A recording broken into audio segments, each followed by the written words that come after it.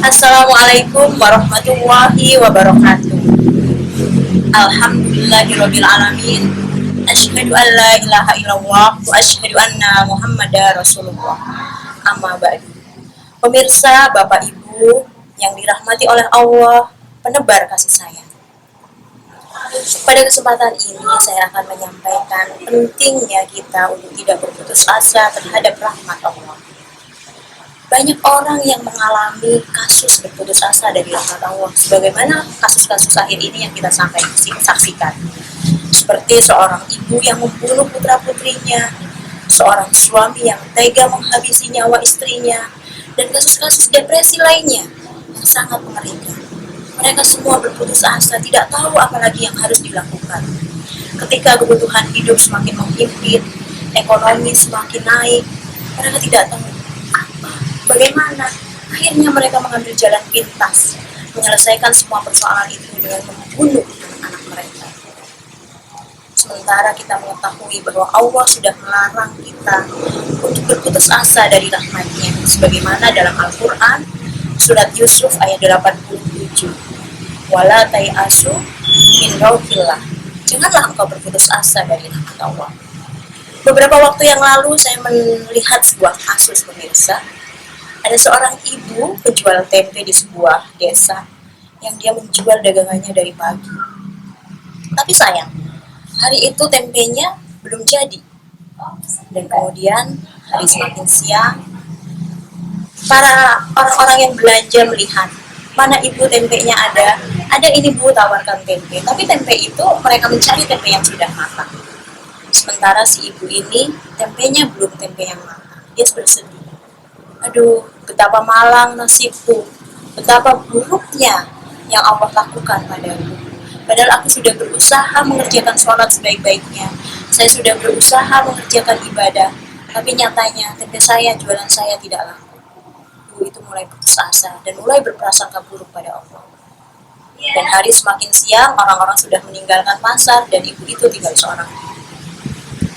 Ibu ini sudah mulai kecewa, dia mengambil dagangannya dan mulai pulang. Kemudian tidak lama ada seorang pembeli datang. Dia bertanya, ibu, saya sedang mencari tempe. Para penjual tempe sudah pulang bu, kata ibu ini. Oh sudah pulang ya, padahal saya sangat memerlukan tempe bu, karena saya akan datang ke kota lain, akan saya antarkan untuk anak saya. Kalau saya mencari tempe yang sudah jadi tadi dari pasar lain, maka tempe itu tidak saya perlukan, karena besok tempe itu sudah mentah, sudah busuk. Maka saya mencari tempe yang belum jadi. Dan ibu itu kaget, tempe yang belum jadi. Saya punya bu, tempe yang belum jadi. Kalau ibu memerlukannya, saya masih ada. Dan kemudian si ibu pembeli itu, semuanya akan saya borong bu. Anak saya sangat menyukai tempe. Tempe ini akan saya bawa ke kota tempat anak saya berada. Kemudian ibu itu bersujud, dan dia bersyukur bahwa ada seorang pembeli yang mau membeli tempenya dengan keadaan yang sangat baik, dan pembeli ini membutuhkan tempe itu. Dia istighfar, meminta maaf pada Allah. Ya Allah, sungguhnya aku sudah berprasangka buruk padamu. Sungguhnya aku sudah hampir berputus asa pada hari yang aku jalani hari ini. Tapi ternyata rahmatmu melebihi yang aku sangkakan pada diriku. Pemirsa, betapa seringnya kita berprasangka buruk terhadap Allah. Betapa seringnya kita berputus asa terhadap rahmat Allah, terhadap ujian yang kita lakukan hari-hari ini. Mungkin masalah anak kita bandel, mungkin masalah tetangga kita, mungkin masalah pekerjaan kita, mungkin menghadapi pemimpin-pemimpin kita. Kita berputus asa, tidak tahu lagi apa yang harus dilakukan. Sebuah penelitian menyebutkan bahwa orang berputus asa biasanya ada dua hal. Yang pertama, karena dia tidak mengetahui tujuan hidup, dan yang kedua, dia tidak mengetahui apa yang harus dia lakukan terhadap problem itu. Allah sudah mengatakan kepada kita dalam Quran surat Al-Insyirah, Alam nashrah laka sadrak wa wada'na anka dhikrak alladzi anqadha dhahrak wa rafa'na laka fa inna ma'al usri yusra fa idza faragta fansab wa ila rabbika. Bahwa sesungguhnya setiap kesulitan ada kemudahan. Jadi kita harus yakin dengan iman kita kepada Allah. Apapun yang kita lakukan, ada hikmah di setiap kejadian.